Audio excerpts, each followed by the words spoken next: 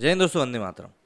America ने जो indirect warning India को दी है रशिया के साथ उसके रिलेशंस को लेकर, वो वाकई में अब कई लोगों को चुभने वाली है भाई। क्योंकि देखिए, अमेरिका सीधे तौर पर खिसिया रहा है क्योंकि वो तो यूक्रेन का साथ दे नहीं पाया।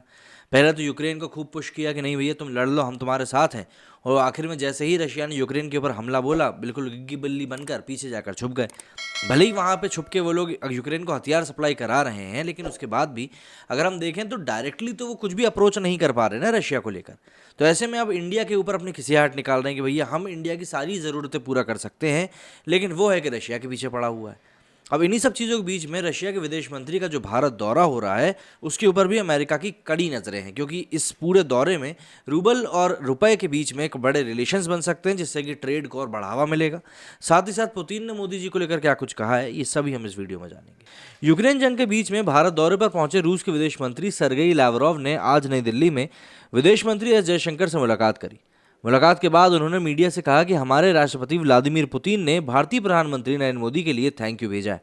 भारत और रूस लंबे वक्त से डिफेंस पार्टनरशिप में डेवलप कर रहे हैं। हम दोनों ही विश्व व्यवस्था में संतुलन बनाए रखना चाहते हैं। लावरोव ने यूक्रेन मुद्दे पर भारत की तारीफ करते हुए कहा कि भारत बिना किसी दबाव में आए सूझबूझ के साथ आगे बढ़ रहा है। मेरा मानना है कि भारतीय विदेश नीति की खासियत बिना किसी दबाव में आए अपने राष्ट्रीय हितों का ध्यान केंद्रित करना है। रूसी संघ में इसी तरह की नीति है। ये हमें बड़ा देश बनाती है और यही हमें अच्छा और वफादार दोस्त और भागीदार भी बनाती है। रूसी विदेश मंत्री ने आगे कहा कि भारत हमसे जो भी सामान खरीदना चाहता है, हम उसकी आपूर्ति के लिए तैयार हैं। रूस और भारत के बीच बहुत अच्छे संबंध हैं।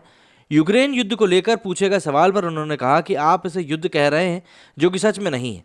ये एक स्पेशल ऑपरेशन है जिसमें यूक्रेनी आर्मी के इंफ्रास्ट्रक्चर को निशाना बनाया जा रहा है।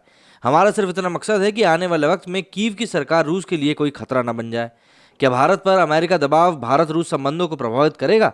इस सवाल पर उन्होंने कहा कि मुझे इस बात में कोई शक नहीं है कि कोई दबाव हमारी पार्टनरशिप को प्रभावित नहीं कर पाएगा। अमेरिका दूसरे देशों को अपने पॉलिटिक्स फॉलो करने के लिए मजबूर कर रहा है।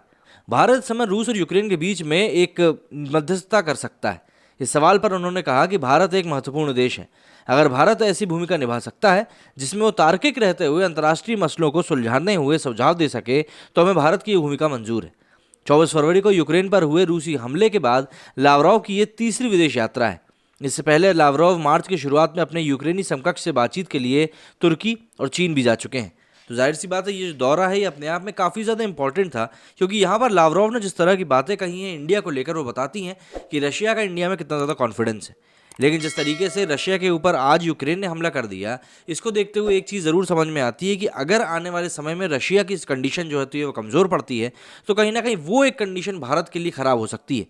क्योंकि अगर रशिया विश्व के सामने अपनी इकोनॉमी को गिरा देता है, तो फिर भारत के पास बैकिंग के लिए कोई बच नहीं पाएगा। और ऐसे में फिर अमेरिका हो चाहे यूरोप हो, यूरोपियन कंट्रीज़ हो, वो कोई भी किसी भी तरीके से इंडिया के ऊपर अपना प्रेशर बढ़ाने में अपने आप को काफ़ी स्ट्रांग महसूस करेंगे। इन दी एंड वो चीज़ पूरी इंडिया के ऊपर ही रहेगी कि इंडिया उस प्रेशर को किस तरीके से झेलता है। लेकिन हाँ, एक प्लस पॉइंट तो ज़रूर बाकी देशों के पास पहुँच ही जाएगा। मेरे इस वीडियो में फिलहाल इतना ही। जय हिंद, जय भारत।